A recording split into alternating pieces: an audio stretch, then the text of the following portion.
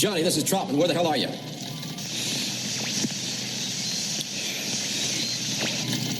John, come in.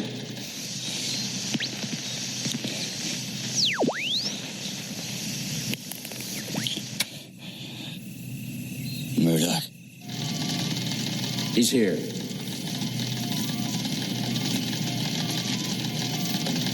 Rambo, this is Murdoch. We're glad you're alive. Where are you? Give us your position and we'll come to pick you up.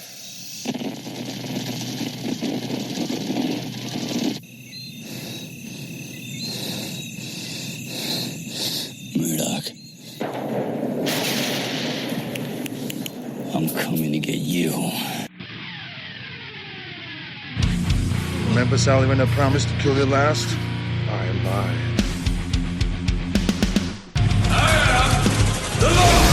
Get off my plane. I have come here to chew bubblegum and kick ass, and I'm all out of bubblegum. John, I'm not gonna shoot you between the eyes.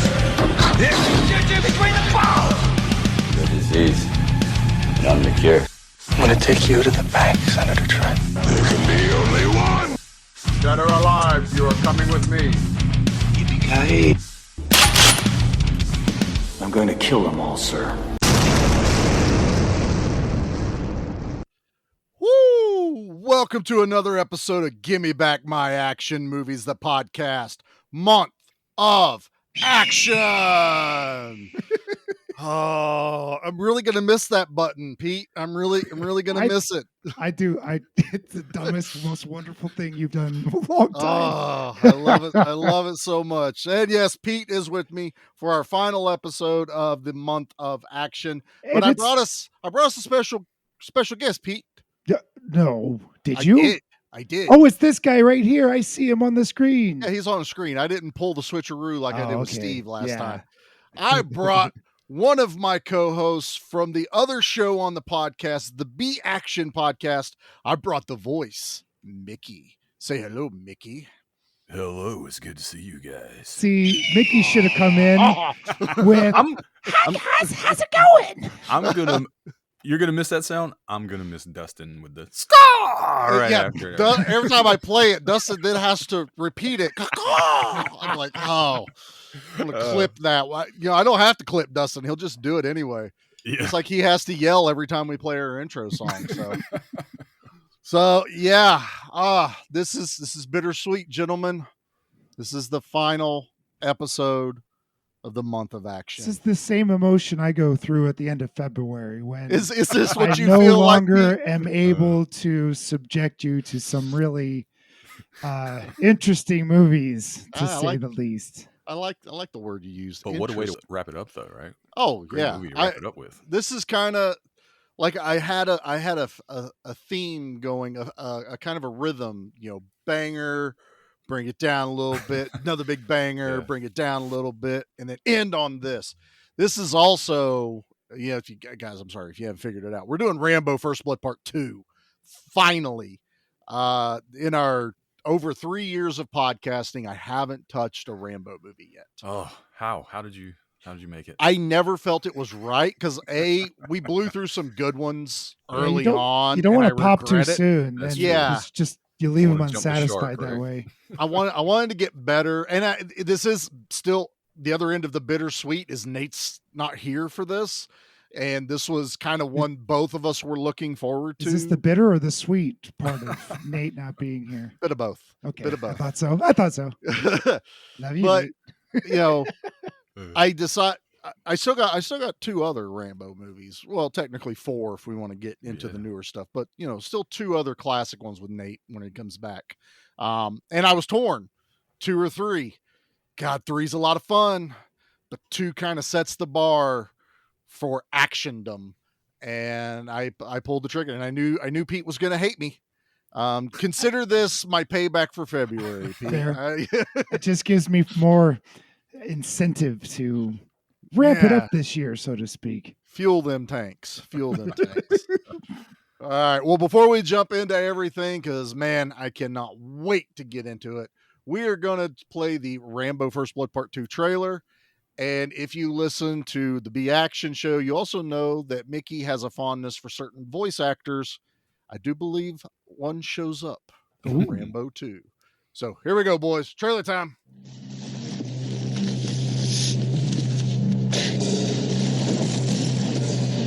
Joined Army 6 June 69. Accepted Special Forces. Helicopter and language qualified.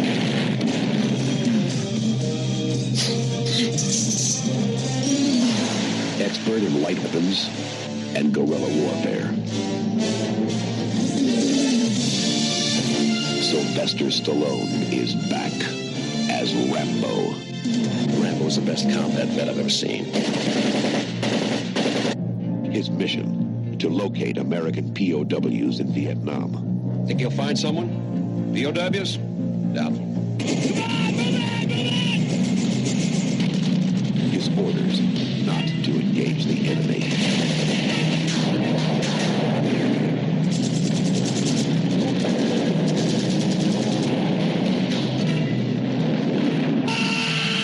He's got 36 hours to complete the mission and reach the extraction point. We're going down. You're not going anywhere. I'm telling you to abort. Double-crossed and left behind enemy lines. You're the one who's making the mistake. Yeah, what mistake? Rambo. And now, he's getting out any way he can.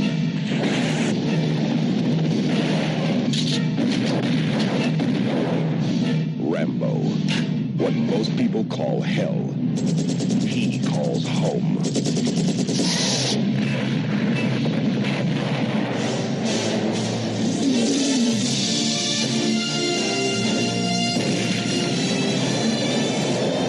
No man, no law, no war can stop him.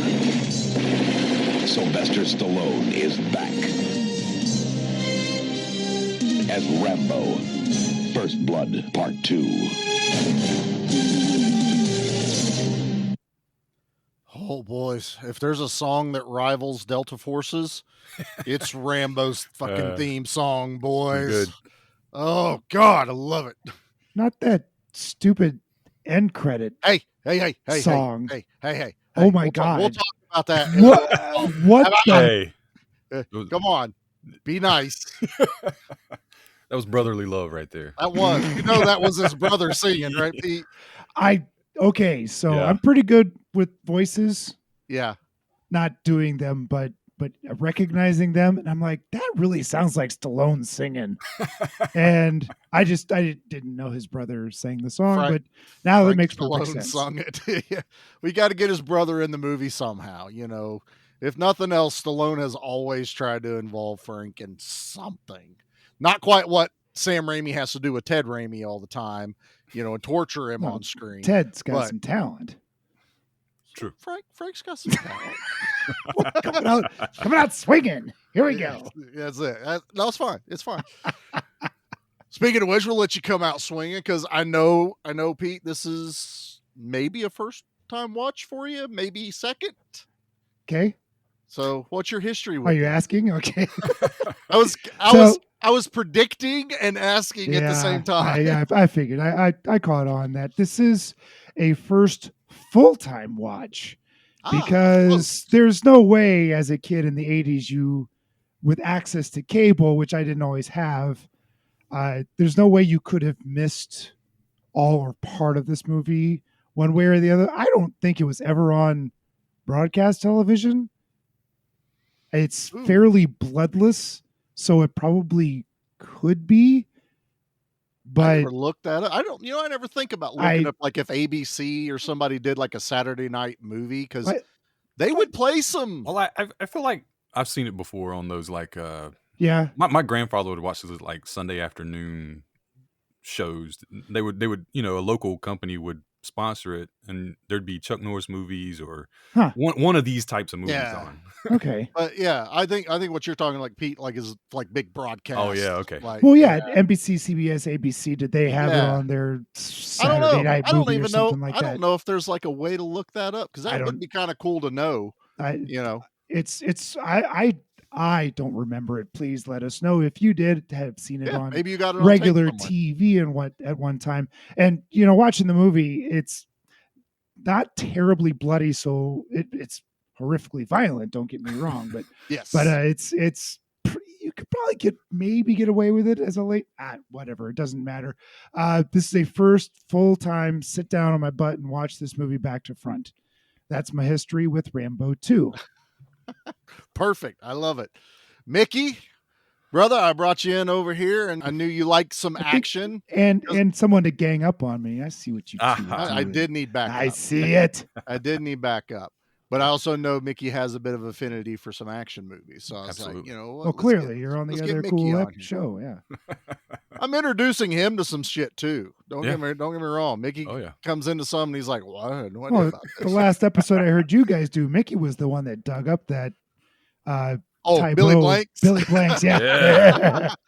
Well, you Charlie's like, I ain't never heard of this movie. See, that's the beauty of it. But Mickey, what's your history with Rambo First Blood Part 2? I mean, so the first Rambo movie I ever watched was Rambo 3 as a kid, and like they highly like merchandised that movie and all that stuff. So I was into it. I had the toys, had everything. So we're gonna go back and we're gonna watch Rambo 2. Just as you know, I loved it. Right, just a kid watching probably with my granddad or my dad, one or the other, because they watched those two. Like I said, my grandfather would watch like the Sunday afternoon flicks on TV that would have like an action movie or something. I actually saw this one before I saw, First Blood.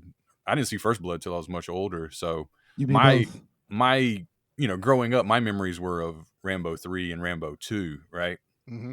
So yeah, I've loved it ever since I was a kid. I would run around the yard pretending to be Rambo, blowing shit up with a bow and arrow. And between that and the Duke boys when we were growing up, you blew shit up with a bow and arrow. Yeah. So there's a lot of like fond memories of just being a young kid with a wild imagination, and Rambo always comes to mind when you start talking about action movies. So 100%. I mean, we grew up with GI Joes. We grew up with pretend war outside, and you hang out with your buddies. I'm going to be Rambo. I want to be Rambo. It's just how it goes. With me, obviously, I have a lot of history with the Rambo franchise. I think I've spoken on it a little bit on the show before, but this is a core memory for me. Just like you guys, I watched Rambo 2 and 3 before I saw First Blood. I'm kind of glad Dad did it that way. Yeah. Because Rambo 1 is kind of heavy, and as a kid, you're going to get bored not understanding really what's going on till the end 20 minutes, and then you're like, okay, I'm paying attention. But the rest of the movie, you're just like, why are they so mad at this guy? But no, Dad started me out with Rambo 2 and 3, and it's a vivid memory. Mom would go do Quilt Guild every other week or once a month. I can't remember the spacing. And where they go shake people down for balls of yarn. Maybe I'm not exactly sure the inner workings of the Quilt Guild ladies. Yeah, you don't. What happens in the Quilt Guild tenacious, stays in the I will Quilt tell Guild. you.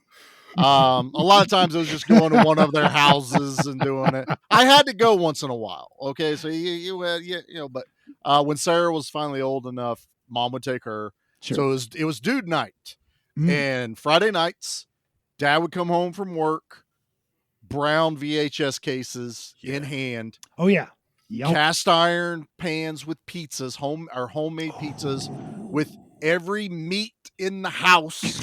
Nice. On a pizza, the greasiest things it would give most people a heart attack, but I am hardy. If I die, I die.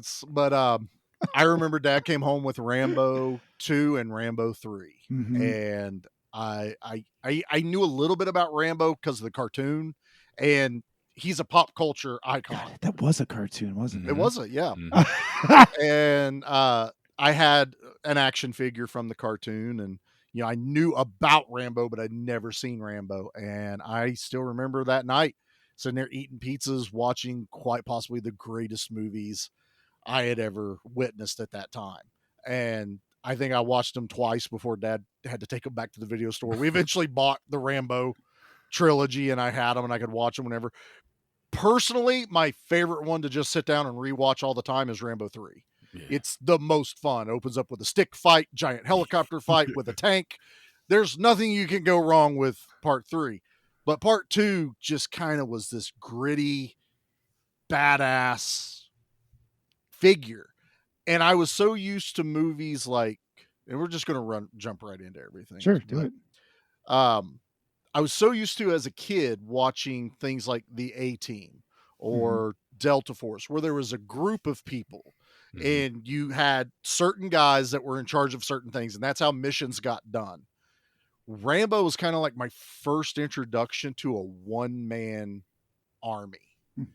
And it was a new concept to me. Just like, because I don't count things like Beastmaster or anything like that. That's one guy on a journey, on a mission, like even Conan. But to actually go and fight small armies was just like, holy shit. Like this guy is a Greek god. I mean, he's cut out of granite. He barely talks, but when he does, it's words that matter.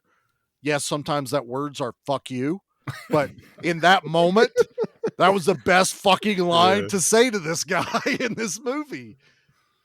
But man, this film just has meant a lot to me, and it means a lot to the action world. And this kind of like set the bar. Even, like Commando came later, and Predator came later. The only thing that was going on roughly around this time was between First Blood, Missing in Actions, and I think Delta Force is even after this one. I think that's like 86. Oh, really? Okay.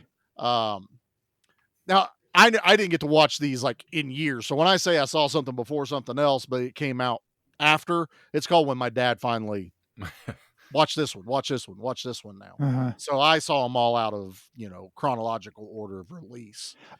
One of the interesting things about part 2 here is that you don't need to see the first one. Really, they explain it well enough that if you missed the first one, okay, I got the gist of it. Like something went wrong and he got put in jail for a crime he didn't commit. The A-Team, right? Yeah, right. So it really it stands alone as its own movie. And then from what I remember about 3, that's just Looney Tunes. I don't mean that disparagingly. I know you don't mean that disparagingly, and I think at all. I think that's a kind of a not what I would have said, but I think you're correct. It goes way over the top. Yeah, it's as over the top as it possibly could be. It opens up in with all a the most stick wonderful fight ways. in Thailand. Yeah, right. I mean, seriously, a fucking fantastic scene in a movie, mind you. Good enough that Hot Shots Part 2 parodied it and almost did better, I think, a little bit. But no, I think you didn't really, and that was my thing. I had no concept of what the first one was. So they just got this veteran military guy out of prison. And all I need is Troutman saying, hey, I did everything I could to keep you out of this hellhole. But they didn't need to like beat anyone over the head. I'm really surprised this is called First Blood Part 2. I mean, I know it was something Stallone wanted because it was going to be just First Blood Part 2. But he's like, well, I want to name this franchise Rambo. Let's do it Rambo First Blood. Then Rambo 3 can just be Rambo 3. It's this weird way he kind of chopped up the titles. He created a franchise. Right, because by calling it Rambo, and by it's such a inserting recognizable name anymore that it's solidly in the zeitgeist, even though we haven't had a Rambo movie in 10, 15 years. It's been a while. No, a little sooner than that. We had was it Last Blood was that's the one I was thinking of. Was that just before COVID, wasn't it? Yeah, was it really 2018? Okay. I'm not looking it up. It's somewhere around there. That one is a decent movie, but it's not a Rambo movie. I'm sorry. Yeah. It's really not. Nate loves to say the end of it is pretty much a Friday the 13th movie with Stallone. And he's actually, watch it, he's not wrong. It goes that level. I think you might actually enjoy that one. Maybe I'll go see that one. Rambo, the fourth one, you're gonna fucking hate. Fair. It's killing for the sake of killing. Yeah. But heads do explode. That's not for nothing. No, it's not. It's kind of enjoyable when we're all cheering in the theater and people are walking out of the theater. It was an experience. I actually watched that one with Nate. So yeah, Rambo's been kind of an important thing, for a lot of us. But you're right. I mean, Rambo is almost its own word. Like when you hear someone going Rambo, or I'll say it when I'm playing video games. I'll be like, I'm going Rambo. That just means I'm going off by myself and I'm going to blow as much shit up as I can, even if it's a stealth mission. I'm going Rambo.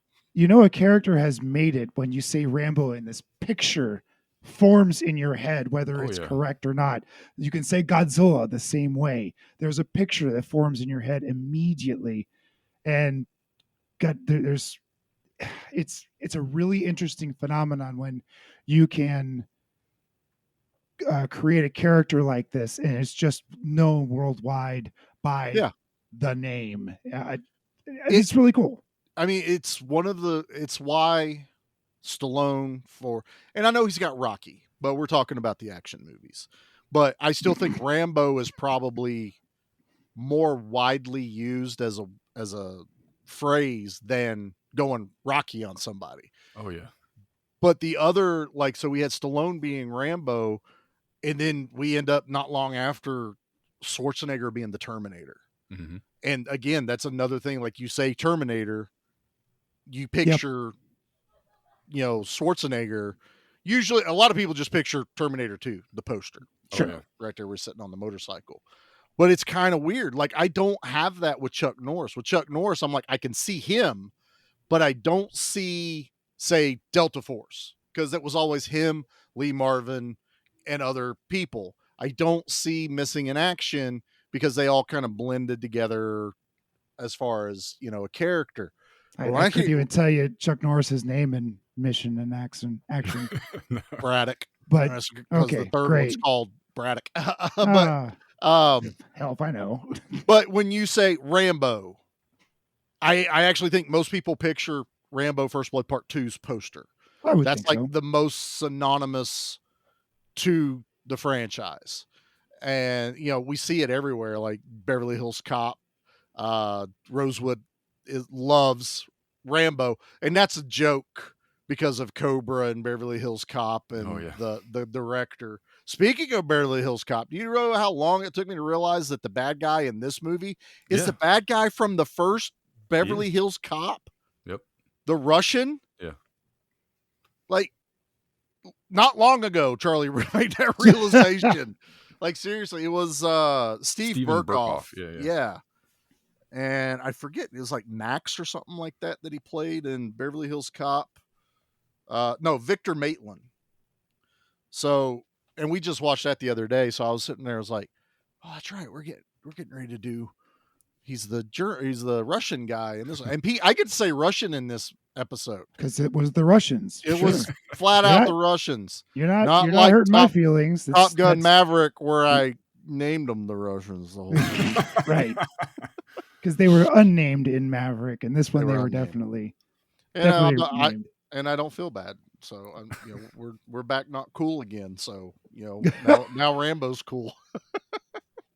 Yeah, you guys were talking about the progressions of Rambo earlier, from First Blood, Rambo 2, Rambo First Blood Part 2, and then Rambo 3, and the movies escalate that way. Because 2 is kind of a good mixture of First Blood and Rambo 3. Mm-hmm. Where there is some heavy tones of like POWs and the Vietnam War, but it's so like over the top. Not too cheesy, but like, it's touching it a little bit, but it's not quite there. But he's still grounded in that, and it's still kind of serious as we're talking about POWs. And then we escalate to Rambo 3, where it's just like and further where we just like blow everybody up, like he's just a murder machine. Murder machine. 3 he kind of turns into this invincible hero. Is what almost like a superhero. He's very close to a superhero in 3. Did he reach Seagal level in 3? Where he's actually still on him? Oh hell no! He gets he gets a piece of wood. Well, good. Through his gut, and he has to pull it out and pour gunpowder in it and light it on fire to stop the bleeding. Awesome. Is that how that works? I don't know. In the movies. That's right. But later, Troutman looks at him and goes, "How's the wound treating you?" He goes, "You remember when you used to teach us how to ignore pain?" He's like, "Yeah, how's that working for you?" "It's not." It's a good line. It's a great line. That was another thing 3 brought, was a lot more one-liners. Yeah. They have, fuck it, I'm going to talk about Troutman and Stallone are like standing in front of the Russian army, and there's like tanks and jeeps and a helicopter and everything, and him and Troutman are just kind of standing out in the desert, and Troutman's like, "Well, what do you think, Johnny?" And he goes, "Surrounding them's out." It's just dumb shit like that. He goes, "It's a hell of a time for jokes, John." Oh, it's so good. I kind of wish there was a little bit more levity in this one, but I'm actually okay with it. I do think it gets a little heavy with the politics, and I know that's probably one of the biggest criticisms people have, is it weighs real heavy on the POW situation, which I don't have a stance on it. I was way too young. My dad wasn't in Vietnam. My dad was where he aged, he wasn't old enough to go. So when he served, he was just stationed, not Korean War, but he was stationed in Korea. And that's also another big reason why we watch these movies growing up. You know, it's war. And, you know, he kind of understood that little bit of the lifestyle mentality of it. But they do kind of like dig it in a little bit about missing POWs. And I know there's conflicting arguments about, were there POWs? Were there not POWs? I know there were some people that were grifting money back in the 80s. And we're talking about Reagan era. So, you know, it was, you know, America, you know, it's exactly where America, fuck yeah, should have been invented during the 80s. And that should have been Reagan's like campaign song, you know, the entire time during the 80s. But it was a different time. And this movie came out, and I know a lot of like veterans kind of watched the first movie going, wow, that's kind of how we felt. That's what it is when we came home. It's the closest I feel of portraying what they were going through when they came home. Still Hollywoodized. I know the novel does a totally different take on why Rambo's doing what he does. And he's supposed to die in that one. But now with this one, they kind of bring him back. And I felt this was more of kind of Stallone taking a look at what some of the veterans wish they could have done. You know, that moment of, man, if I could have done this, or man, what if I'd have been able to save so-and-so, or save this platoon from doing, you know, whatever happened back then. So he kind of took that and turned it into a Hollywood where it's a one man getting his chance to get revenge basically against a country, even though it's one small like prison, you know, village, whatever you want to call it, camp. But a lot of veterans, I'm sure during that time, were probably like, fuck yeah, get them. Get him back home, John Rambo. Do it. And my dad was never like that, but I kind of always got that impression from him. You know, my dad was very pro-military. You know, I was raised on a military base first few years of my life. My dad was very strict about certain things, not about other things, but it was kind of very military-esque upbringing for myself. So I kind of gravitate to these type of movies a little bit more than some people do, especially anyone nowadays born later. Like these movies fall on deaf ears. Anthony's seen them, but he's not like, yeah, let's watch Rambo again. It's like, that was a good movie, Dad. I enjoyed it. And that's it. What's the next one? next now, please. Liam, I don't know if he'll ever show interest in this level of action movies. He's my monster movie dude. We watch the Godzillas. You know, Pete will appreciate that. You know, let's go watch Godzilla versus Kong and all those movies, and he loves them. That's my kid. Yeah, boy. But you can just see that difference in the generations. That I was brought up in a time of pro-America, pro-military, pro, you know, serve. I didn't serve, saved my life not serving, because I probably would have died through basic because of health issue I didn't know I had. So yeah, when the doctors tell you that, that's kind of like, oh shit, I was real close to signing. And they're like, yeah, you probably would have died. I had an abscess in my liver. Oof. And it was so big that the doctors, when they found it and did everything, and they were talking to me, and they were like, yeah, if you'd have fell down wrong or took a punch or a kick in that area and it burst, we couldn't have saved you. It was pure poison. And I'm like, oh, I was like, so if I had gone through basic, he goes, oh yeah, you probably would have made about 3 weeks. Dang. Thanks, doc. I feel great. So don't always give anybody shit if they didn't serve and they're my age. Sometimes it saved our asses. But that's heavy enough for on Charlie's side of it. But it's also, I wanted to let people know why I gravitate to these type of movies. Now, Pete is the opposite side of the coin of me. But you were also raised in this kind of era, just, a few years older. What's the difference on why? And yeah, I'm gonna pull you. I'm gonna call you out, Pete. Yeah. Why does a movie like this not strike you like it does someone like me? I don't like anything to do with war at all whatsoever. War is stupid. Governments going to war is stupid. The act of war is stupid. Mm-hmm. Bless the soldiers for doing the job that they were paid to do, but war is stupid. I hate it. Hate everything about it. And I can stand behind that. I mean, guns aren't scary. Guns aren't personal. You can take out, what was it, Quigley Down Under? He could shoot a rifle at a mile and a half. Something like that. You didn't even need to really see the person you're shooting at. You just needed a little blob of a person down there. So I don't find guns exciting or scary. There are, how many serial killers in movies do we see use guns?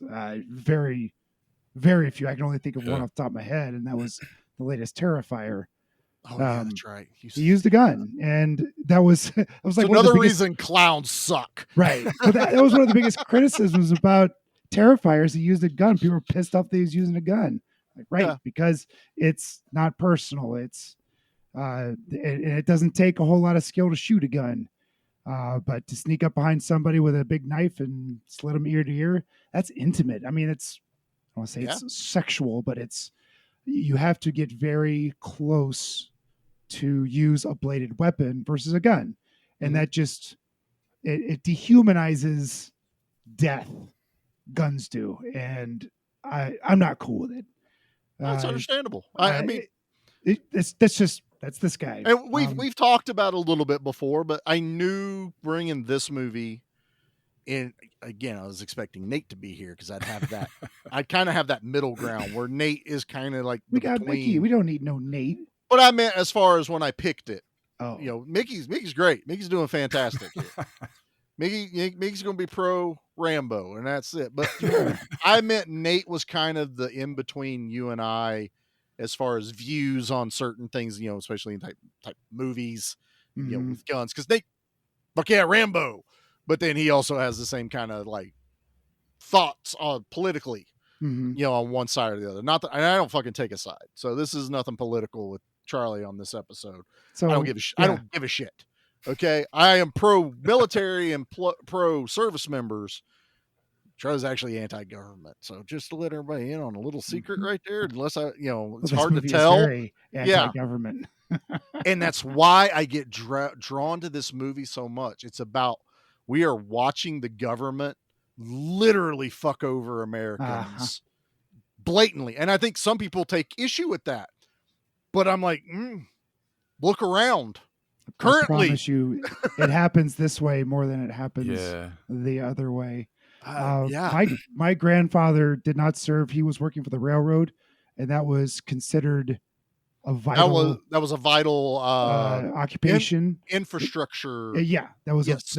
He worked for the railroad, so he was exempt from World War II and everything else. My dad was a couple months away. He was on the short list to get drafted when he was in college, but it never got to him in Vietnam. It never got to him. He was in school, became a teacher. He wasn't going to go out of his way to go to Vietnam. No, I mean that's totally, if he was on the list, he wasn't dodging, he just wasn't called. He wasn't dodging. And just like my dad was not old enough to get pulled in. So I don't have a family history of military service, right? And I don't have a problem with that. No, it's I the way don't think it's a requirement either to enjoy these movies or not enjoy these movies.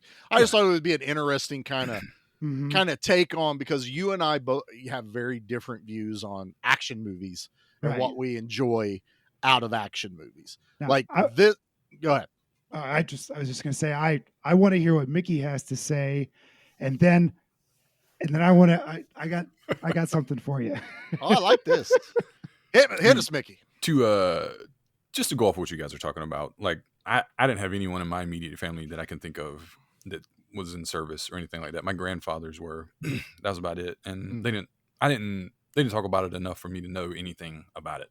But even in movies like this, I'm still drawn to movies like this, but it has a lot more to do with like the human element to it. So I'm big on movies that are like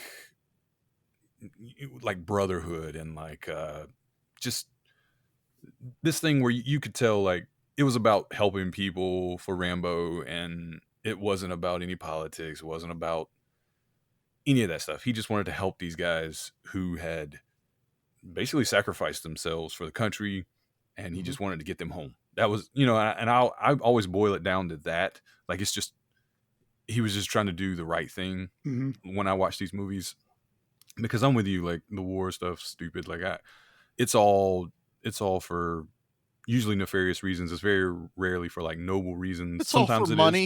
Is. Sometimes it is. Money very and oil. Rarely is it. Money, oil, resources. But to see Rambo, this is about, just doing the right thing. I'm not here for money. I'm not here to make a good name for myself or anybody. I'm just here to save these dudes, and I'm gonna do whatever I got to do it. And he does it like a boss, and that's what I love about it. It's a noble mission. It's about, I can go save my brothers. Yeah. Being able to go save people that he couldn't save originally. And that's a big thing. Like, I get drawn into the character of Rambo in this one more just because of that. He is on a mission. I mean, what kid, I can say kid, but it was mostly, boys, and I don't mean to be sexist about it, but a lot of us, it's going to be accurate, unfortunately, no matter as much people want to not say it's accurate. We always wanted to be the hero of a story. You'd always daydream about something, saving your school, friends, or saving the girl you like, or, what, Red Dawn would happen. What would we do when the Russians come parachuting into small town Virginia like they would? I don't know why. This is actually the last place you guys are going to want to parachute into. Let me explain. The gun per population numbers around this area. It's not in your favor. But it was just instilled in us, and we got it in our Saturday morning cartoons, not just because Rambo was a cartoon, but that's what we were being fed. That was G.I. Joe, that was, even He-Man, it was more fantasy driven, Mask, all these other ones. It's about a mission, accomplishing it, sell a bunch of fucking toys. This is the American way. But it also like, and at the end, it's my favorite line in the movie is, I just want the country to love us as much as we love it. Like, talking about the POWs. I love that line. And like, yes, to me, so that goes like beyond it. It goes beyond even military and war. Like, a lot of people are like that. Like, I'm giving my all to something. It could be your job. It could be whatever the hell it is. I just want it to care about me as much as I care about it. And a lot of times that doesn't happen. And this whole like attitude and like way of life kind of permeates, where it's just, well, fine, I'm not going to do anything. It's just about the money or whatever. Rambo sets the tone where it's like, I'm just It's about us. We're going to take care of each other because they don't love us as much as we love them. Right. But regardless, I'll die for it. You know, that whole line where he goes, "Don't hate your country," and he's like, "Hate. I'll die for my country." Hate the people running it. Yeah, and there's the difference. And man, I tell you, that's where I get a lot of my thoughts from. And it's just like, to know I'm not the only one thinking that way too. And a lot of it is stemmed from watching these kind of movies. They're actually, telling a story that you don't realize is clicking until you're an adult, and you're like, oh shit. Well, that's why I think that way. Or that's why, me, I'm a very take charge kind of person. I'm also one that'll be the first one to help somebody if I'm able to. And I get that a lot from these type of movies. It's not always about how many people died. We have fun with that. That is, really some of the enjoyment. Are you sure about that? You but have a whole segment about that. I do have a whole segment about it. But I think the character has to have something that I am drawn to. Oh yeah. In order for that to, it's like Commando, a dad going to go save his daughter. Yeah. And that speaks a lot. And it speaks even more being a dad now and being like, fuck yes, I will move mountains to do it. Fun thing about that, and I bring up Commando on purpose, is, Stallone and Rambo is fully known about his survival knife. Schwarzenegger had the exact same knife guy. It was like one knife guy in Hollywood that made all these like iconic weapons. Okay. And it was, I want a knife bigger than Rambo's. So they would keep making bigger knives as these movies would go. Like Rambo makes his own knife in part 4. And that thing's a goddamn machete. It's a sword, man. It's a damn near a sword.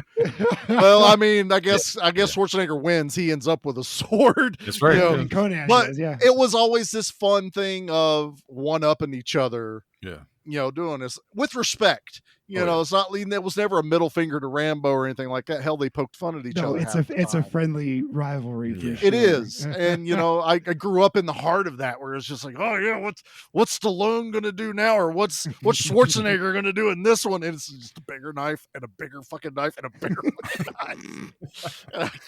And I love it. It tickles me so much. I mean, Pete, when you were talking about the intimacy of it, that's another thing I do like about particularly this Rambo movie is when he does get to use the knife. Like that one dude that's on top of the boat roof and he's got him by the garrote and he's choking him out. And Stallone's just struggling. The other boat's coming at him and he pulls it. I love just that unclip the latch on the knife and slowly pull it out and then gut it and twist it in that dude's stomach. That is a visceral. That's a great kill. That's a staring you in the eyeballs.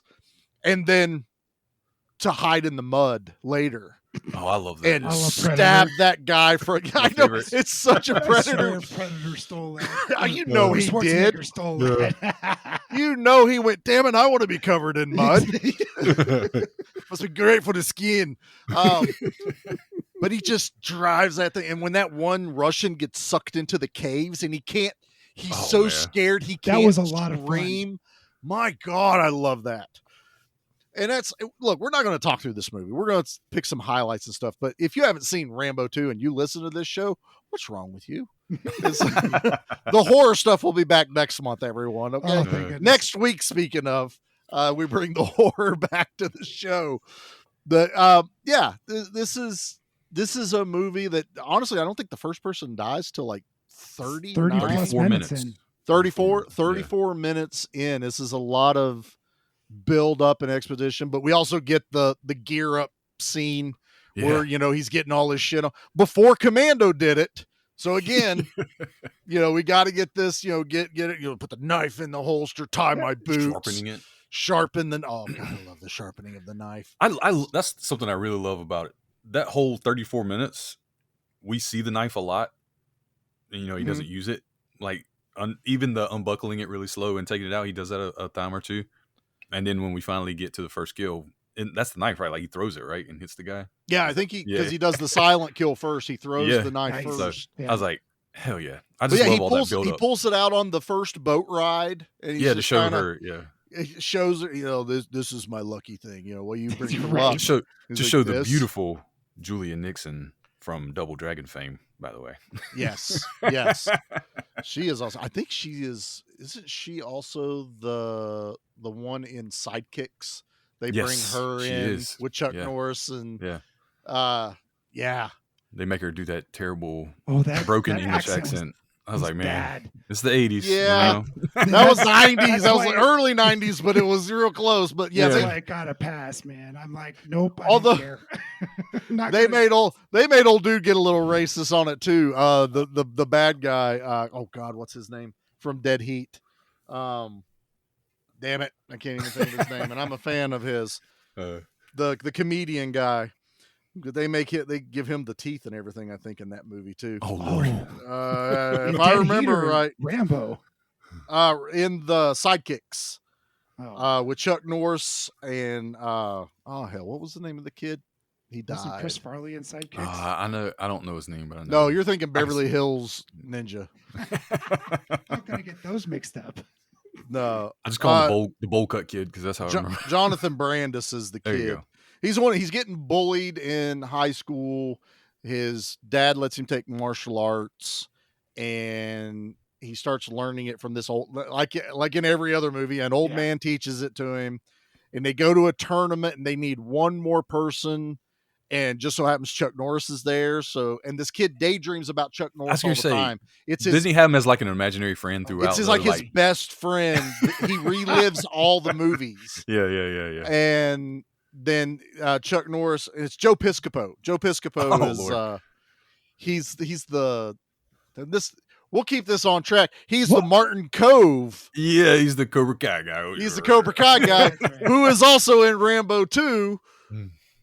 So Martin Cove plays not quite the helicopter pilot. He is the pilot in one scene, but he's just flying. He flew the jet and then the helicopter, I think. Yeah, because then you had the other blonde dude that never talked, and I think But he was like the. He's the one that let him get out of the airplane, Yeah. and Rambo got hung up. God, man, that was such a weird thing and a weird decision. Like, we're gonna give you with like the best equipment, the best tech. You're gonna be perfectly safe, and he immediately has to cut all that shit off. Like Now- immediately. Now help me out here. So he's supposed to go take pictures, right? Right. Just to prove pictures. that there are POWs. Right. But then they give him an arsenal that doubles his weight. Yeah. I didn't see them hand him a camera. Well, he did have the camera. He he did, loads it yeah. with film. Was it and a Polaroid or something? Yeah, it was like an See it all. old style Oh, yeah, it was Canon or something where old. he flips it open Didn't and have a puts digital camera back then. Of course, Nah. it was old style. He's not going to shake it, He had like to, a he had Polaroid to go. picture. Oh yeah, he had to crank it over Wind up himself. the film, get it going. Yeah. His little cardboard box. Tick. I missed the camera. I was going to lay so- into you because, like, dude, he's supposed to take pictures. Dude, don't got no camera. No, they It was- make a point. It was somewhere They show between it, yeah. sharpening the knife and glistening up his muscles somewhere. Yeah, Yeah. it was around that area. How do you put on a shirt with that much oil on? You would get so much back knee Yeah. all over. Like, oh, Look, Pete, the shirt was only going to be Dr. on. Pickle Max Popper for an would hour. have to. She'd Yeah. be working overtime on this guy. The shirt's on max an hour. That's it's This just, is we're not. true. I don't need the shirt on Good the point. whole movie. It's totally good. But yeah, he has to cut all this shit off. He's out there with nothing, not even a radio. They just give him Somehow the he got his bow and chance. arrow back though, and That enough- was on like a leg harness that he had. Oh, So okay. he had like the MP5, the camera, and I think the radio and a few other things like were on the front pack. So he cut the front pack off when that strap got attached to the airplane. So he still had the parachute, and so the arrows were like strapped to one side, the knife is strapped to the other. Because I mean, he literally goes in, he has no gun, nothing. yeah, he goes down with he has the knife and the bow and arrow, which is also why it that has also become synonymous with Rambo, Mm-hmm. a knife and bow and arrow. He also had about 400 arrows, I think. Well, he's like 10 Hawkeye. You quivers. just have to run right over and pick it back up out of That's the right. guy. You shoot one arrow, even if it explodes, just run up to it and pin it, throw it back in the right. quiver. You go get it. I looked online to see if anyone counted. I mean, people count how many people died in this. Yeah. I wanted to see if anyone had counted how many arrows were shot in this movie. Oh and my I God. couldn't find it. He had to have killed 100 people with, well, maybe not 100, because I don't think 100 There's people probably a died good in this movie. 20 or 30 I die would from think, arrow. at When least. he started doing the exploding arrows, for sure, he racked up some numbers. That is, to this day, some of my favorite, and it's so ridiculous. And like, what sound guy went, you know what's going to sound cool when you screw on the explosive tip is it makes a sound like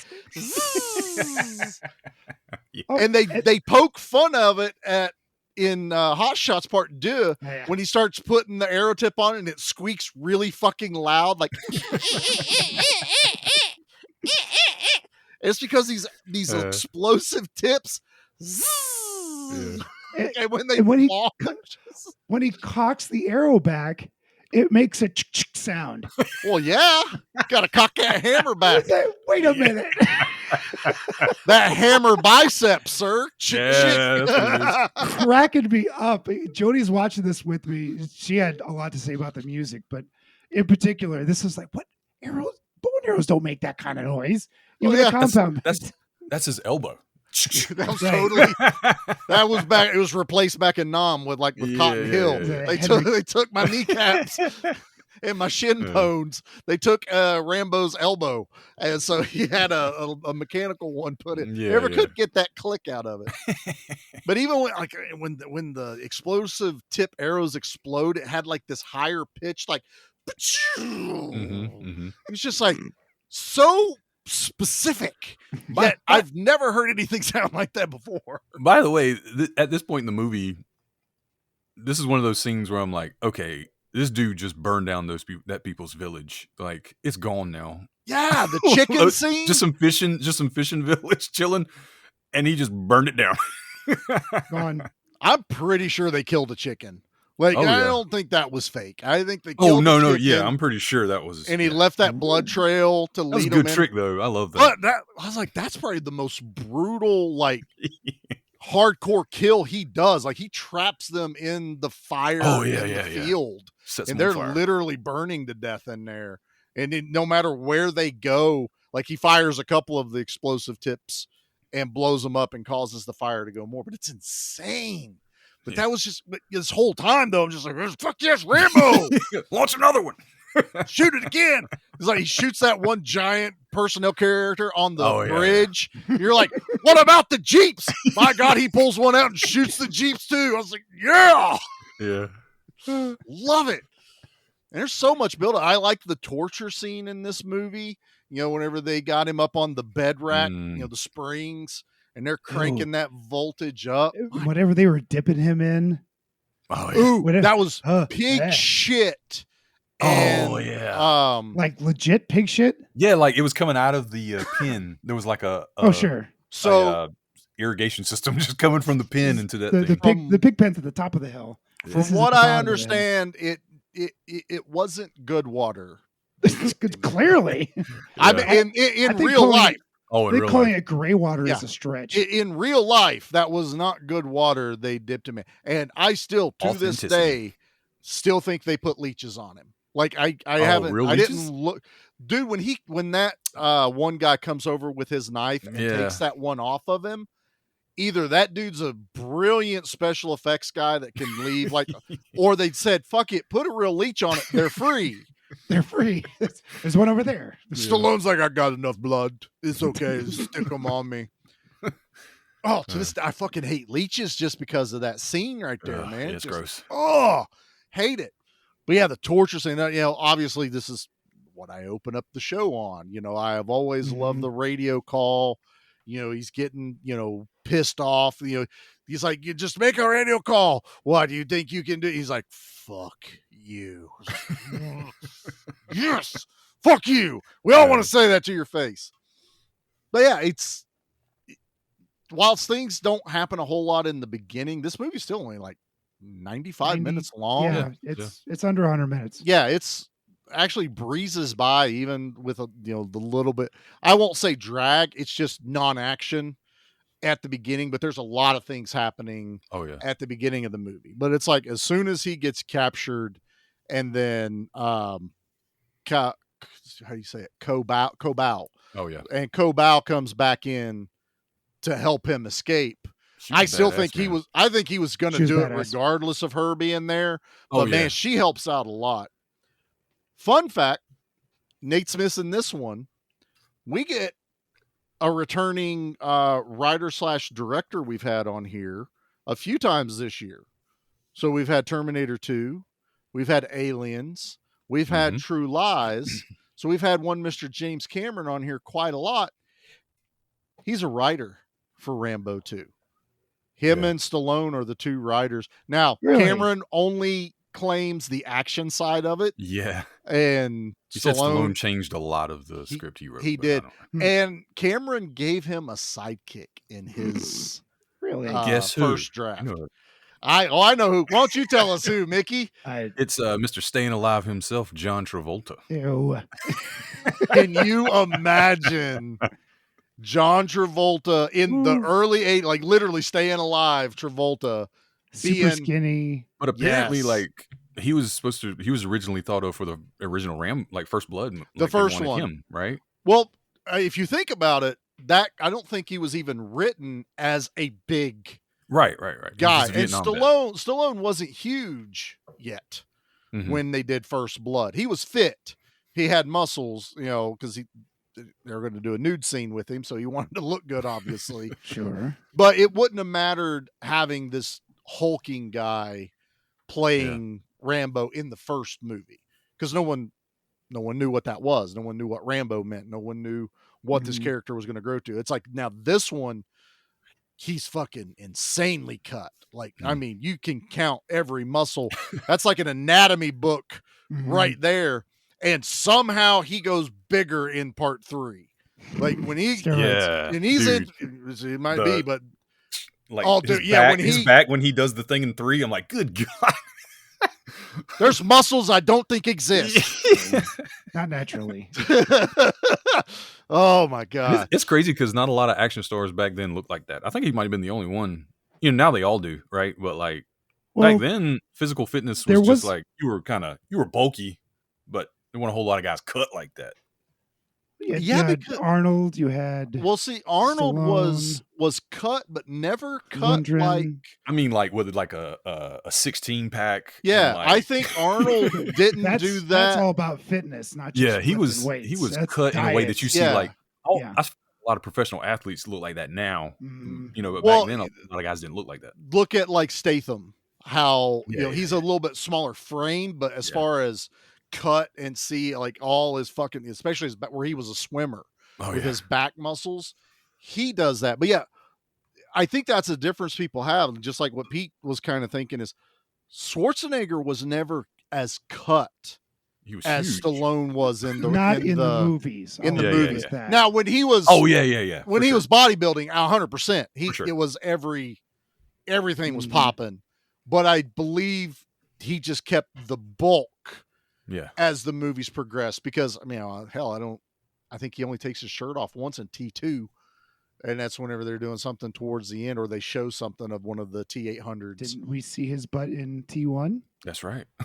Oh, we did. We see his butt in T2, but we don't see forget that. No.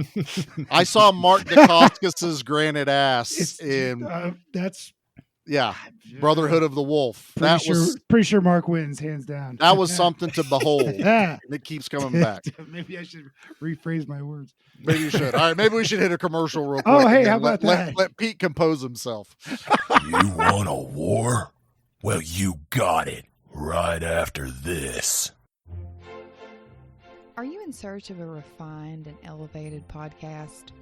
One where you can sit back with a cup of tea and indulge in the finest film cinema has to offer? One where precision and polish comes before anything else? Well, you've come to the wrong place. We are Cinema Slab, a podcast where we let our nerd flags fly and review our favorite movies and shows, new and old. We're all besties. And one brother and sister. And we love discussing movies with each other. Whether it's a record-breaking television show that has us glued to our TVs every week. We're like private investigators, except for no one hired us or asked for our help. An ooey-gooey practical effects-filled horror movie. Or a cult classic masterpiece. You shoot me in a dream, you better wake up and apologize. We're sure there's something for you on Cinema Slab. I'm your Scream Queen, Anna. Yeah, you're gonna love this one. It's a scream, baby. I'm your gore gal, Hannah. I kick ass for the Lord. And I'm your favorite little brother, Hunter. I'd rather not spend the rest of this winter tied to this couch. And join us each week on Cinema Slab as we bond together over our love of cinema. And all things media and entertainment related.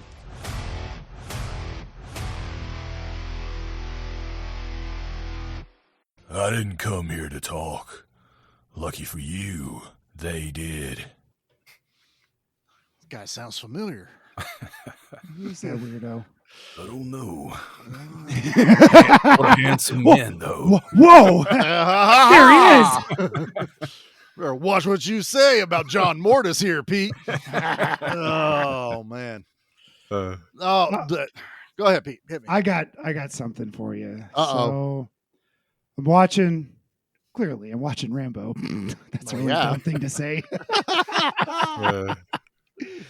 And I'm watching the movie. I'm like, this is dumb. Look at all the people they're killing. It's just left and right and in the most ridiculous ways. And stuff is blowing up. And how long did he hold his breath underwater to wait for that perfect moment to spring up and shoot that arrow in somebody's chest? And no way. And the mud scene was very funny because it was just the mud wall and then an eye.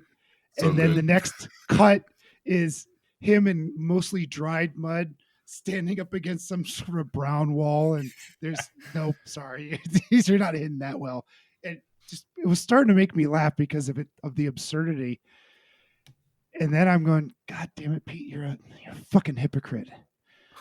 Because this is the same thing, just with a different weapon as my Kung Fu movies are, or my samurai movies are. It's the same damn thing where this guy with a sword is mowing down tens of people left and right, not taking any damage, where these guys are kung fuing all around a bedroom or through a gymnasium or up and down a tree, jumping through windows. And I have a problem with myself now because I have conflicted him. I say I don't like action movies, but I just love the absurdity of these kung fu movies, of these samurai movies. They just bring great joy to my the earnestness of the Lone Wolf and Cub movies. How there isn't a lick of humor in them at all,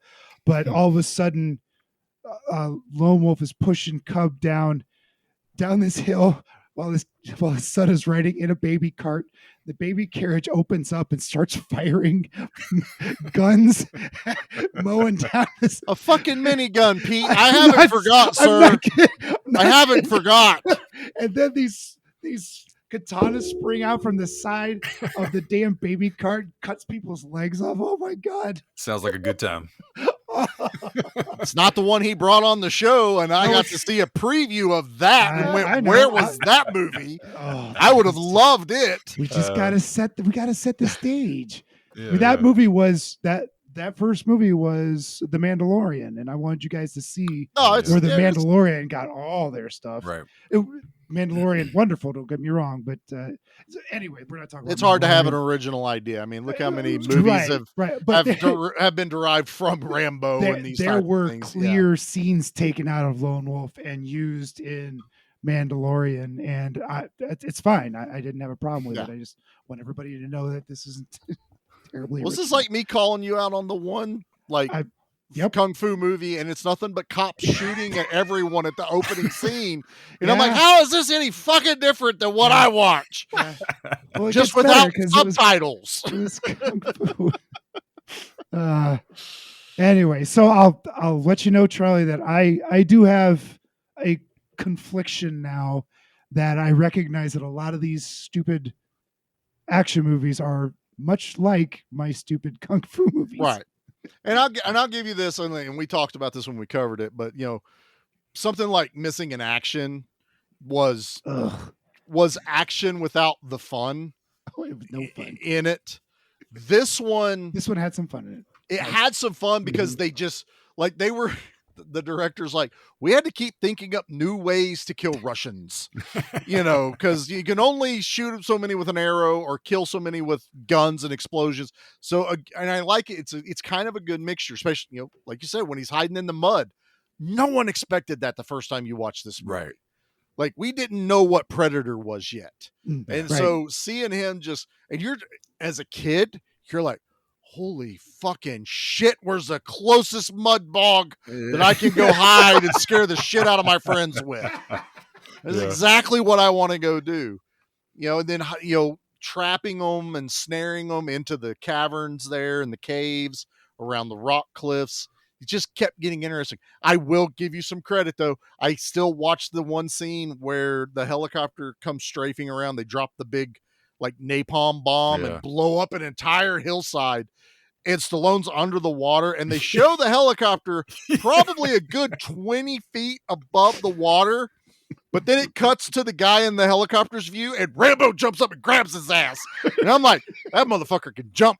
You can jump out of water at that. So, that was something I was thinking of when I was watching it, right? I was like, okay, that helicopter was way up higher when they were mowing down that river or whatever. But it also made me think, you could get away with that with these old practical movies. If it was CGI, we're like, nah, I don't believe it. But for some reason, when you're watching it and it was a real stunt, legit, you kind of I gave it a pass, man. It's badass and it's cool. It's not some CGI helicopter that 100%. Some I guy give it a pass coming out of the water or something in a weird way. It looked like a dude coming out of the water and grabbed a helicopter, and I was like, okay, that's cool, whatever, I don't care. I mean, it's me now looking at it going, hey, how the fuck they do that? That doesn't make sense. As a kid, I didn't give a shit. I was like, this is the greatest thing ever. Yeah. Rambo's so badass, he scared the pilot out of the helicopter. That dude great. and I love the subtlety of, okay, well, maybe the pilot might live, but they immediately cut to the camera going across all the rocks. Oh, yeah. You don't see the pilot hit him, but you're like, that motherfucker hit the rocks. He's dead too. And I was just little things like that, or I'm just like, this is so cool. This movie felt like a canon film, and it wasn't, was it? It's Caracola, which wasn't far. Okay. Caracola did things like Total Recall, things like that. They actually have a really good documentary out too. It came with I think it came with my Total Recall 4K. It can't be as bonkers as a canon. Not quite as bonkers, but they talk about a lot of the things that they were involved with. The Mario Casar and the guys that did the Rambo movies. You always see their names pop up. Not and so much so that Carolco, after Rambo First Blood Part 2, they kept using the Rambo song when the Carolco signal would pop up.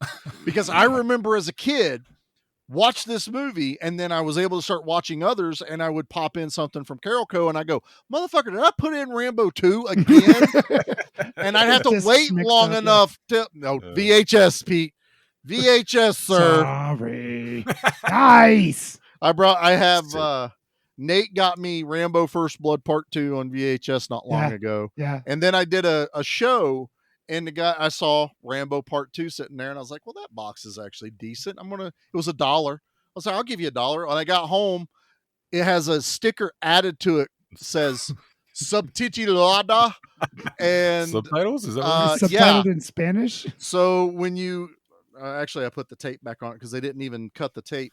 It's the subtitled in Spanish version of Rambo. That's awesome. It's identical boxes. They just slapped a big sticker on it. And the tape does. But when I took it out, the little security tab on the bottom, they peeled it, pulled the tape out and peeled the security tab back in.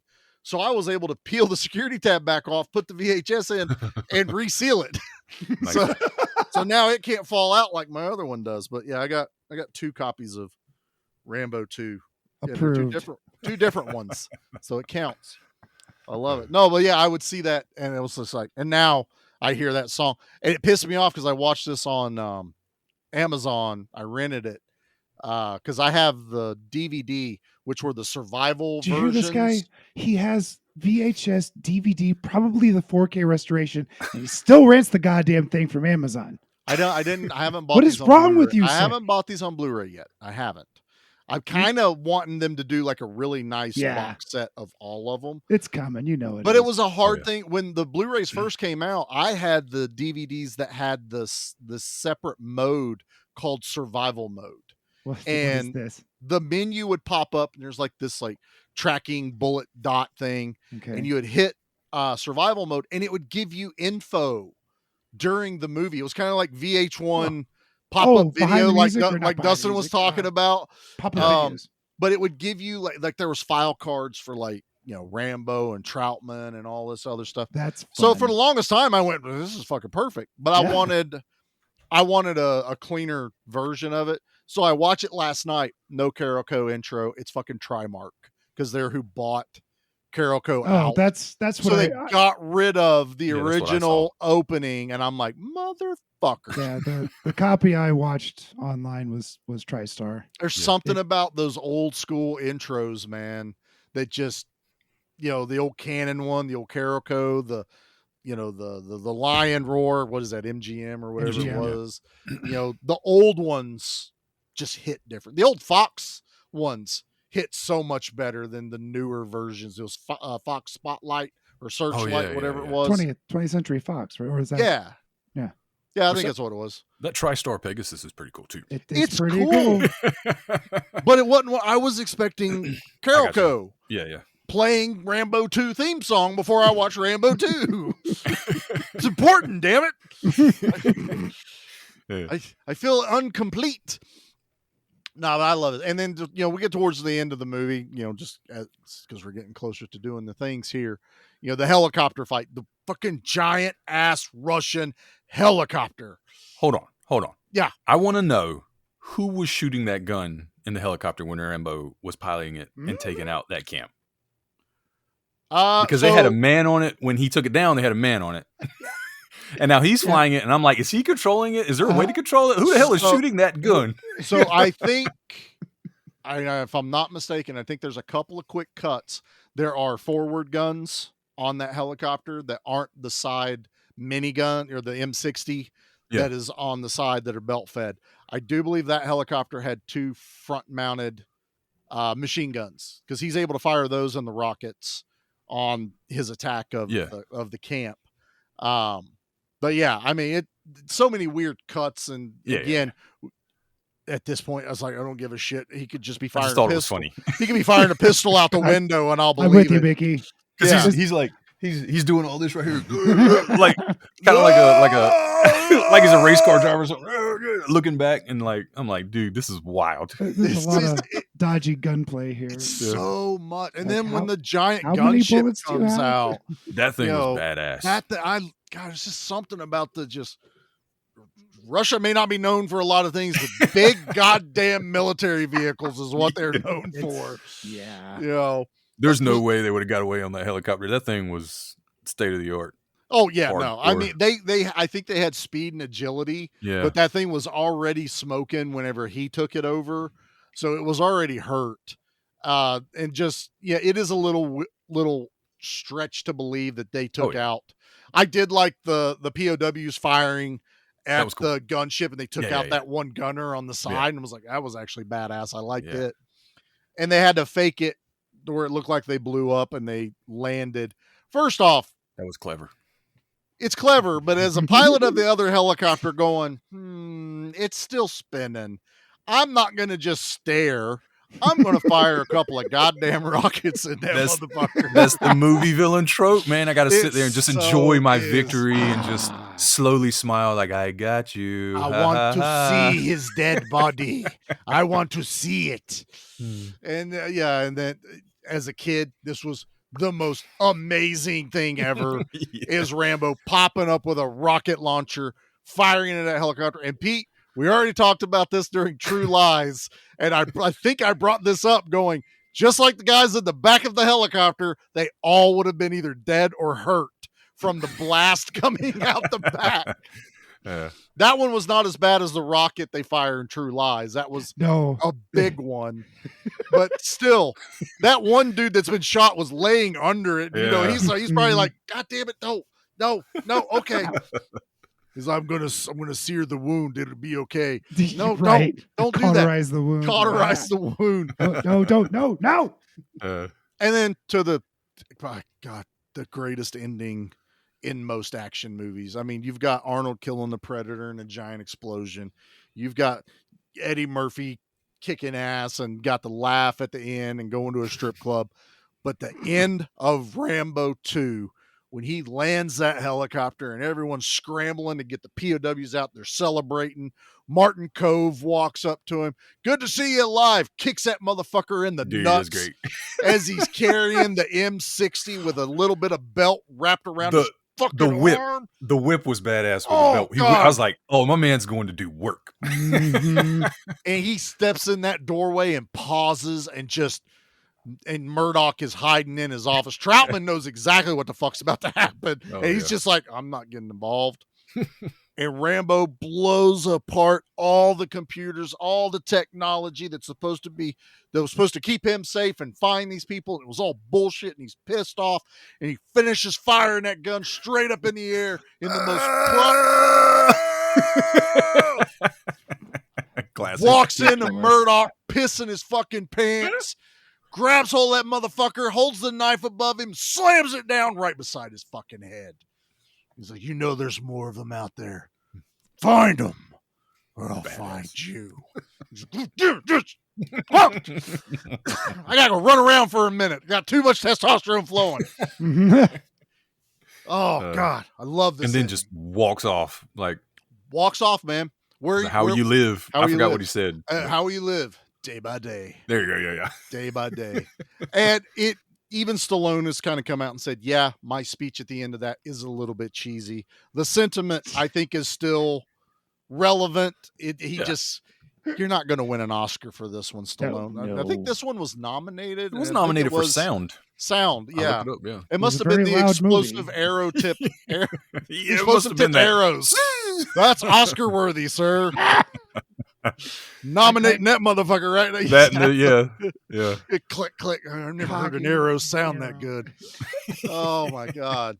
But I think the point gets across. He goes, you'll get another medal for this. And he's like, give it to them. Yeah. They deserve it. And they do. They've been through way more than he had. He just was able to get them out. And, Troutman what's he going to do? What's he going to do? Fucking stop him? Right. He's not going to go back because they're probably going to put him in jail. Yeah. We don't get that till the end of, I think it's the end of 3. Yeah. He goes back home. And, I think it's a perfect ending because then it sets up a perfect opening for, Rambo Part 3. They were clearly thinking future. Yeah. Oh, for sure. Stallone that's was okay. literally already going multi-movie franchise. Like, I'm really shocked it took so long between 3 and 4. Like, how many years was that? Almost 20. Jeez, between 3 and 4. I'm sorry. 3 and 4. Yes, the 3 was 94, 93 or 94. I think early when 90s that for sure. Yeah. Maybe that was a Stallone thing. Maybe he was like, I've made my money on this. Well, he was also like busy. He, doing Rhinestone and. Well, no, I mean, don't my mama will shoot. Oh, don't stop her. Stop her. My mom will shoot. This was also, I think this is the time when there was a Rocky movie and a Rambo movie coming out the same year. Take a break, son. I think Rocky 3 came out for Rambo 2. So he traveled to Mexico to film Rambo 2, and then to Russia to. Did he actually go to Russia? That was Rocky 4. I don't know if they were in Russia. Rocky 4. Oh, was it Rocky? I'm sorry. And the reason that they made a point about that is because originally the villain for Rambo 2, and this was already signed and contracts done, Dolph Lundgren was supposed to be the villain in Rambo 2. And when Stallone found out, he's like, he's already like listed for Rocky 4. You know, we already got that going. He bought his contract out so that they could recast it. Because I kind of get it. I think it would have been weird to have Dolph making money as the villain in this, and then all of a sudden he's the villain in Rocky. I think that would have been a little weird to see. Yeah, but it was kind of wild to hear that they were like, yeah, we got the perfect Russian, this Swedish guy. You know, he'd make a great He-Man one day. You know, so I think they got the right two guys for that part. I honestly, I think they did. I think that guy, the main guy that was the villain in Beverly Hills Cop, he plays a great Russian. Jackie's watching it last night and she's barely paying attention. You'll be so proud, Pete. But she looks up during the torture thing. She goes, "Is that fucking Sphinx from Gone in 60 Vinnie Seconds? Jones?" Vinnie Jones. And I went, well done. No, honey, he'd be a lot younger in this role. And she waited till it showed his face again. She goes, "Yeah, no, that's not him." I'm like, yeah, I didn't fucking say that. I didn't say that's not him. That's my girl. Love you, Jackie. All right, boys, I say we get into the things. What do you think? All right. Yeah. Leave anything for us? Just bodies. Body count. Body count. Body count. Body count. All right. Rambo 2 really does up the body count from Rambo 1. I think it's barely 10, maybe not even 10. No, it's not. I think it's sub 10 in the first movie. Well, yeah, that makes sense because it's a few people die on the siege. The guy falls out of the helicopter. It's not a mass murder sort of thing. It's not. It's a small town rampage. Yeah. Totally different story. One day we will cover that. That's a serious kind of movie that I want to treat it with the respect it deserves. So, but yeah, they really upped the numbers for Rambo First Blood Part 2. 85 people die in this movie. Is that all? That's that all. And I'm pretty sure it does feel a little low, Mickey. I think it said something like all, like but were those transport trucks that he blowed up with an arrow? Are we counting all the people in that fishing village? Right. I don't know if we're counting all the fishing villages. Definitely 2 chickens, so but we can put that on there. I hope the chickens are in there because they and I died think for it's real. I'm pretty sure it's like all but like 15 are by Rambo himself. So yeah, because Co dies and condensed, like you said, no one died. No one. First kill was 30 plus minutes. 34 minutes in, so 85 kills in the last hour that's essentially of the movie. 1.2 per minute in the last. Yeah. That's a that good helicopter ratio. scene took out quite a few. Yeah. Oh, he was blowing people away with Mickey's unsure of what gun he was firing helicopter scene. But I love it. All right, let's pick our favorite ones. Have you ever killed anyone? Yeah, but they were all bad. Mickey, first time on this side of the podcast, so we'll start with you, bud. What is your favorite kill of Rambo First Blood Part 2? There is no way that it's not the exploding arrow at the waterfall, where this guy has been a pain in his ass quite a few times up to this point. It's just been he's not the big bad, but he's like the one that keeps. He's pretty big bad. He keeps not, he's a pain in his side for sure. He's not right hand, he's left hand. Yeah, and he's the biggest jerk out of those guys. So, and then my man oh God, and he thought he was just going to run away. He didn't even try to zigzag or anything. Rambo takes his time, and as he's getting shot at too, I think he's getting shot. Rambo's getting shot at this point. He's just taking his time. Yeah. Boom. This dude blows up everything but his guy's boots, and it was hilarious. I love it. Awesome. I love it so much. Pete, what's your favorite kill of Rambo First Blood Part 2? So when that guy Mickey was talking about turns around and sees the arrow just about, he pretty much looks at the camera and goes, shrugs his shoulders and goes, "Oh, I had a good life," and then blows up like a scanner, Yeah. And the only thing that would have made it better is if his boots had just stood there. Yeah. In the greatest Looney Tunes fan. Oh, it's that cat. That one made me laugh, just bust out laughing. Well, I was purposely not bringing that one up as we were talking because I knew that was just something as a kid you're like, yeah! Oh yeah, that was a cheer. And he's firing at Rambo with an AK-47, and Rambo's taking cover, and it's bullets bouncing around.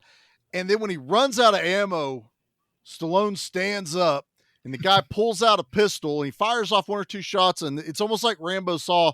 Yeah, I was reminded of Judge Dredd when they're firing the guns down from the building, and he goes, "They don't have the lethal after so many feet." And I was like, "Oh, that's where this is coming in." And he's like, "He's not even going to be able to hit me with that fucking pea shooter," and just ranges that motherfucker.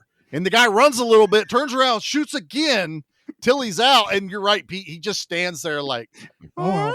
I was waiting for him to hold one of the signs that would have a picture of yikes. Uh-oh. and the kiss on top it's an explosive tip arrow, not just because he's firing regular arrows too. He's not just firing explosive ones, but that explosive tip. And cherry on top of that kill. It's pink and poof.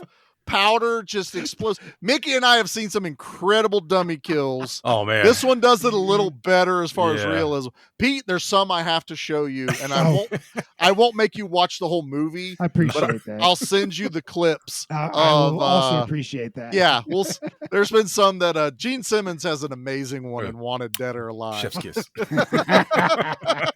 And what was it? Robo War. Robo War literally has white stuffing flying through the air when they blow people up. That's lovely. I love that so much. It's so good. All right. Well, we're all in unison on that. Perfect. I love it. All right. We are going to rank on our scale of Al Leong how much we love this. And yes, Pete, I have kept the theme going. The sound matches the movie. Excellent.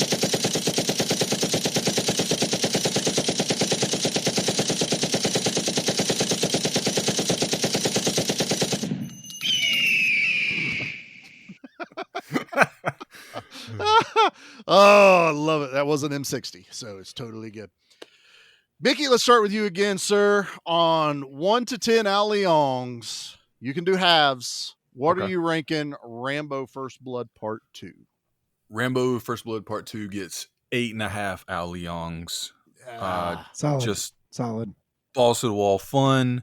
There is some meat and potatoes there too, right? So it's not just straight up over the top action movie. Again, I'll bring it up the wonderful Julia Nixon, who actually had a really good part in this movie. I loved her. We didn't talk about her enough right? about her, but I know they gave her that her. terrible accent, but she still took it, and ran with it, right? I Did a think really good in job. this one, I'm okay with it better because she would have been Vietnamese and had broken English. But whenever you actually hear her talk and she speaks really, really good fucking English, she's you kind of American. feel, But I mean, she's also fluent in other languages, though. Oh, yeah. But you know what I mean.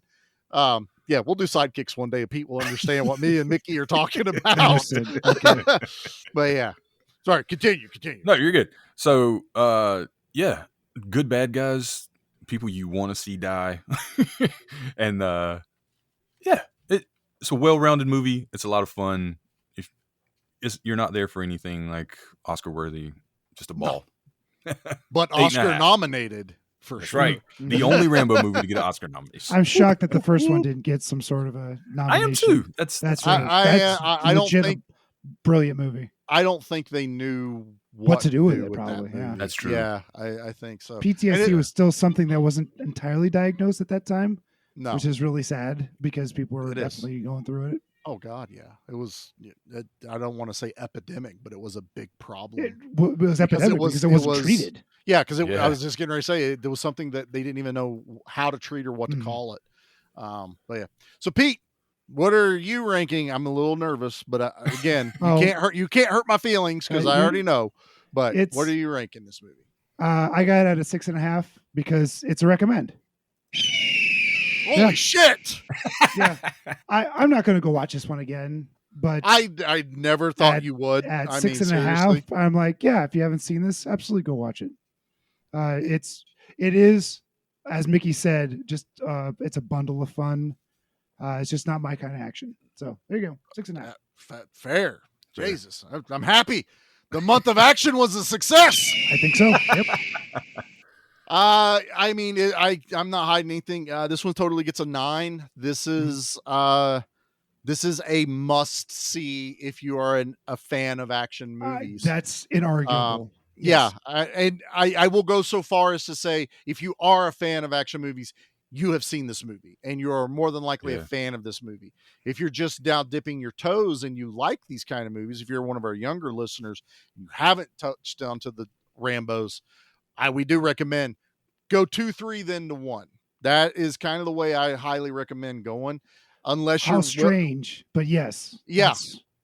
Once you right. do that, you'll understand. Not saying that if you watch one and then the rest that it hurts anything, but I think you'll have more fun with the character. Very, very different movie. And then you'll see one, because one can stand alone. Mm-hmm. Straight up. It can just be its own thing. He should have died at the end of that movie. I mean, legit. Yeah. But we wouldn't have what we talked about. We wouldn't have the pop culture that we wouldn't have Gizmo putting on a red bandana and making a bow and arrow in Gremlins 2. My God, you're right. Yeah. Yes. What would Gizmo have done in Gremlins 2? He'd have covered himself in mud like Predator. But yeah, yes, totally a 9. I think I can still say that as enjoyment wise, I enjoy watching part 3 a little bit more, but normally I'll watch them in succession. I'll get in the mood to watch the First Blood, and then I'm like, "Those are a damn good movie." Now I want to see him kill some motherfuckers. Put in part 2. Now I want to see a ton of shit blow up. Part 3, and the other ones are fun. The fourth one, you got to be okay with some certain things to watch that one. I'm not joking. When people got up out of the theater and walked out when we were watching it. There's some. Is this The Last Blood? Is that the one you're talking about? No, it was before that Rambo. It was just Rambo. It's just Rambo. Yeah. So that one is he helps missionaries in down the river or something. It's down the river, and I can't remember somewhere around that area. But it's one where Burma. They're going. They go into Burma. And then the fifth one brings it more into Mexico / Texas. Arizona, something like that. I think he's supposed to be from Arizona. Yeah. But yeah, I will definitely watch 3 probably more than I do any of the other ones. But 2, high recommend. It's very important. Gentlemen, I have something special. We're missing our Nate. So we haven't had listen to Pete. So we haven't had any like trash reviews, anyone telling us what else is going on. So I made a couple of phone calls. I sent out a few emails. I got a response. Here we go. I got Rambo to review the movie. Yes! Hey, give me back my action horror movies. It's your boy, Sylvester Stallone. How you doing? There's that Nate. He's got them cute little chickies. I'm gonna pinch them. Yes, I am. But Charlie wanted me to come on because you guys are covering First Blood Part 2. Did you know they drew First Blood? They drew First Blood Part 2. And that's the movie I'm in. What I wanted to do was read some of the classic reviews from my great movie, First Blood Part 2. Did you know it came out in 1985? Yeah, in 1985, I was banging probably someone. I don't know who, but it was the 80s. What could I say? It was great. So this review comes from 93010, a fantasy movie for American citizens. Hey, that's great, because I'm Rambo. Oh, wait, he gave it 1 out of 10. That doesn't seem to make much sense. Let's see what he had to say. They made a movie about an American and represented American pride. Yes, that's very true. It was really great. But the filmmakers didn't understand anything about the war. Yeah, they did. We drew First Blood. They did. We did it. They did. The characters weren't realistic. What do you mean? I'm Rambo. I'm real. The most pointless, thoughtless movie I've ever seen. Well, I mean, you're supposed to go to the movies to turn off your brain, so far, so good. I understand this is a brainless movie and made for entertainment. Yes, you're right, you're getting it. But come on. It's stupid. What do you mean? The dialogue is bland and uninteresting? That doesn't make any sense. I don't even have to talk. I let the bullets do the talking for me. The story lacks depth and more. Well, you see, they were prisoners of war, and I had to get them back because they drew first blood. And then I go back. The action scenes are like other 80s movies. Well, not really, because I came first. Because they drew first blood. Not bad. And there is a decent helicopter fight scene. Yeah, I made sure that helicopter will go down. But beyond that, it has no value at all. Flashy on all the outside, but meaningless on the inside. I don't think I understand what you mean there, but it's okay. Is this character iconic? Well, yeah. I mean, I'm Sylvester Stallone. Who's Rambo? I mean, you're Rambo. You know who it is, unless you're Millie. But it's just Troy's fault. For what? For what? Oh, for annoying stupidity and nationalistic big word that I don't know what this says, except for the first part, which shows the pain and obsession of soldiers after the war. Yeah, we got left out. Did you not see the first movie? That's what it was all about. Now the second movie, we go in, we kick ass, and we leave. The following parts take the character too far. A potential character, but are exploited in the wrong way. Okay. How to make a Rambo movie. Rambo plus fabricated history and characters plus national pride equals action masterpiece. Whoa. 93010, I think you may have accidentally gave this movie a 10 out of 10. Why, thank you. It's been so great. Let's see who else has things to say about this movie. Oh, this guy comes from mid-119 who said it was stupid propaganda of the worst kind and gave it a 1 out of 10. Well, that's weird, but let's see what he has to say. In 1985, when the action was released, it must have looked a state of the art in terms of special effects. Well, I mean, it really wasn't special effects. It was an actual war. We recorded a war. That's what happens in wars. You get a lot of explosions and bullets. I remember one time when I went in and I had to shoot with my big old M130, and I blew up everything.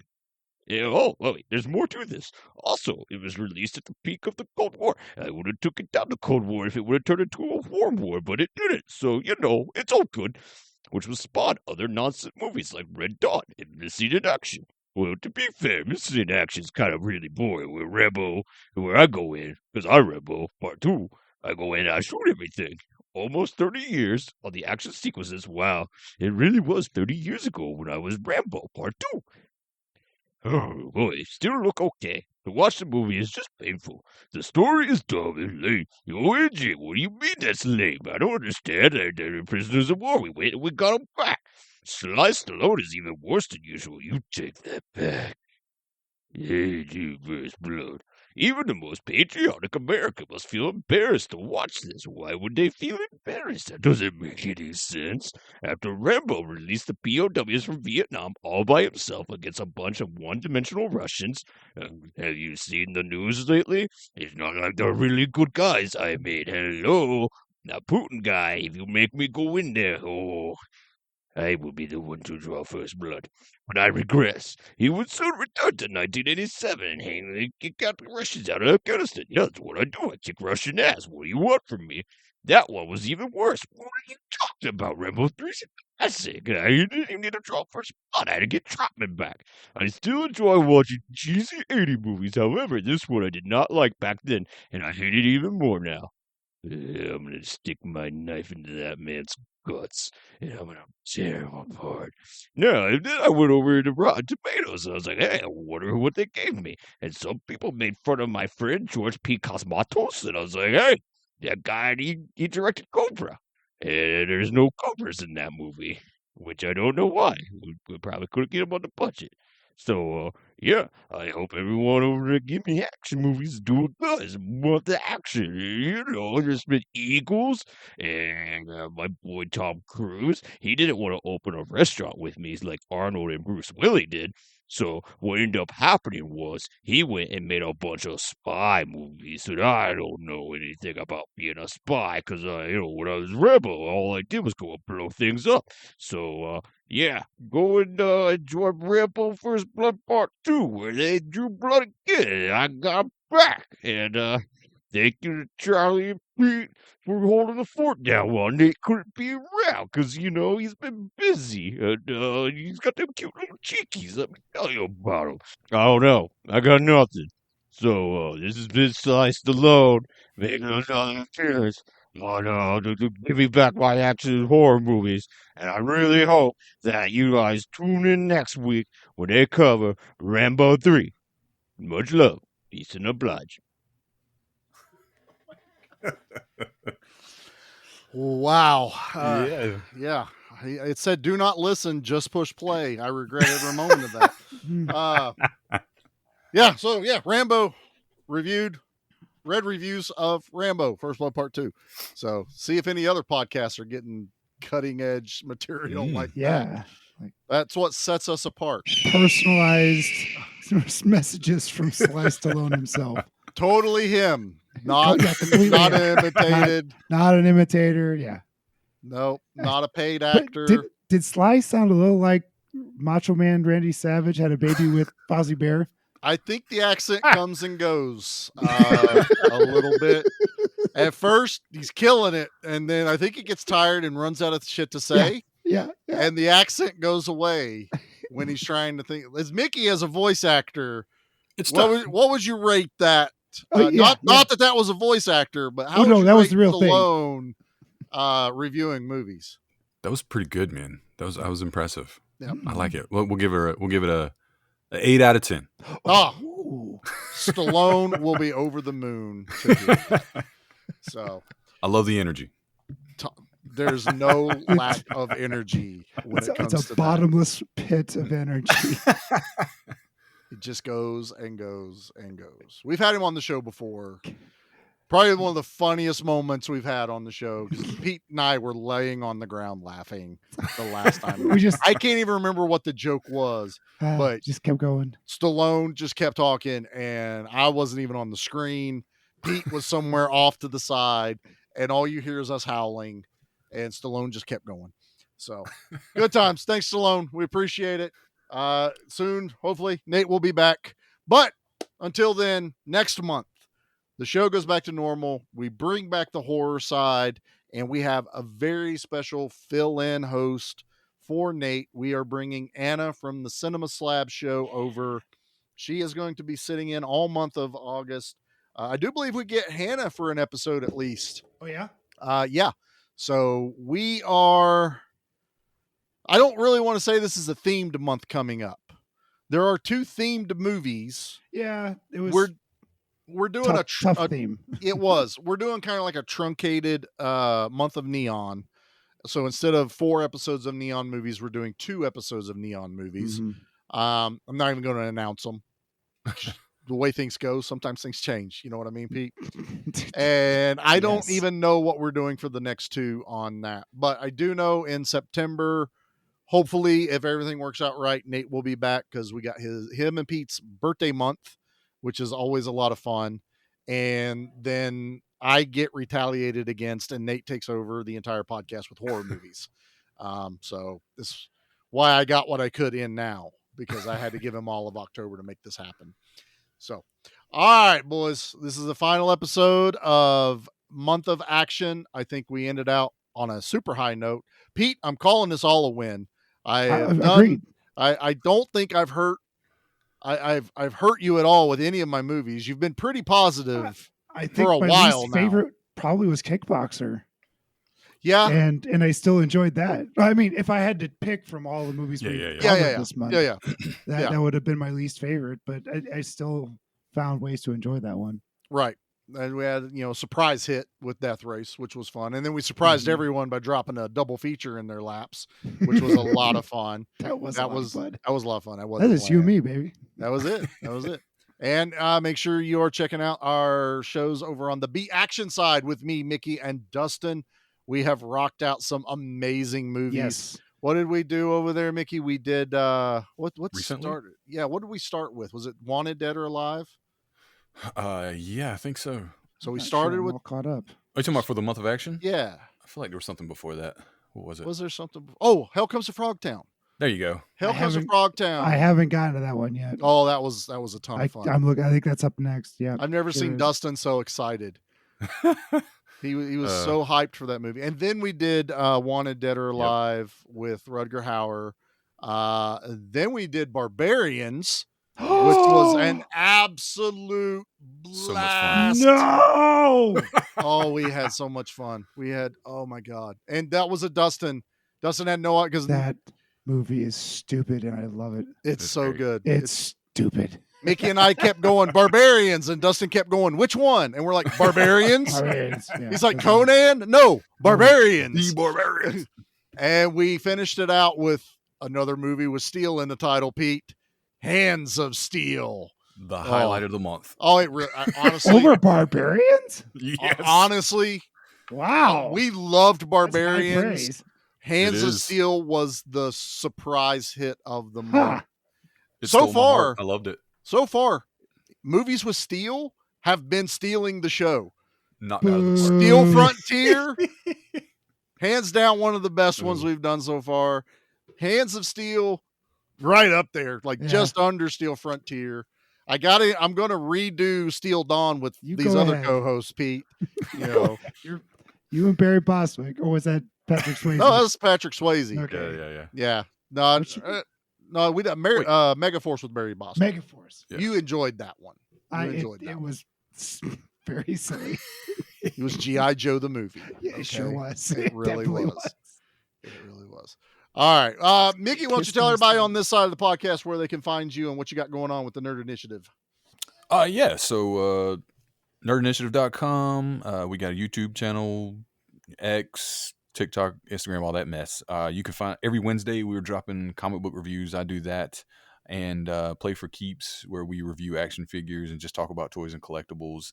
And we have some movie and streaming articles and all kinds of stuff like that come out. So I'm always on the TikTok or the YouTube or posting something on the website. You So got to throw Troy your way. Talk about comic books. He's bring it. I love it. He is an artist. Yeah, That's awesome. And speaking of Troy, we did a Troy episode over on Good Beer Bad Movie Night, didn't you, Pete? We sure did. I just dropped today, which I don't know when this is supposed to. This will be the end of the month, so a couple weeks ago. A couple weeks ago, then we Troy's. What do you want to call it? The Troy's worst movie. Yeah, loathes. So the word loathes. He hates the movie Twister with the fiery passion of 1,000 Suns. Yeah. Why? He'll explain to you on the show why he hates it. Okay. And we all had a hoot recording this. It was the visceral that came out of that man's mouth was it was wonderful. He hated that movie. It was a complete joy to listen to. We've already had a few comments on the Facebook page like, is this really a bad movie? I'm like, this is just the title of the show, gang. It's much like Charlie always says, not all the movies are bad, not all the beers are good. And there are plenty of movies that we watch on the show that are actually quite enjoyable. Yep. But yeah, like I did Dick Tracy 2 months ago. I hate that movie. Oh God, I hate that movie.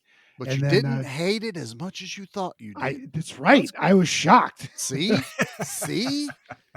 And then, we had a great time with Twister. And we're going to, next Friday when Twisters comes out, we're dragging Troy to the theater to go watch Twisters.